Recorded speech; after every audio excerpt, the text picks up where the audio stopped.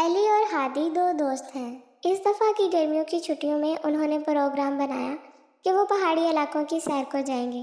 ایک دن وہ اپنا سامان تیار کر کے اپنے راستے پر نکل پڑے۔ یہ راستہ کافی دشوار تھا۔ انہیں راستے میں ایک جنگل میں سے بھی گزرنا تھا۔ یہ جنگل کافی خطرناک تھا اور یہاں پر بہت بڑے بڑے جانور پائے جاتے تھے۔ وہ دونوں ابھی جنگل پار کر ہی رہے تھے کہ انہیں سامنے سے ایک بہت بڑا ریچھ آتا ہوا نظر آیا۔ وہ دونوں ریچھ کو آتا دیکھ کر گھبرا گئے۔ ریچھ کو اپنی طرف بڑھتا ہوا دیکھ کر علی، جو کہ درختوں پر چڑھنا جانتا تھا، فٹ سے درخت پر چڑھ گیا۔ مگر ہادی کو پیڑوں پر چڑھنا نہیں آتا تھا، تو وہ وہیں پر کھڑا اس کا منہ دیکھتا رہ گیا۔ اس نے علی سے مدد مانگی، مگر علی نہ ہی نیچے آیا اور نہ ہی اس نے ہادی کی مدد کی۔ ہادی نے ایک دفعہ کہیں سنا تھا کہ ریچھ مردہ انسان کو نہیں چھوتا۔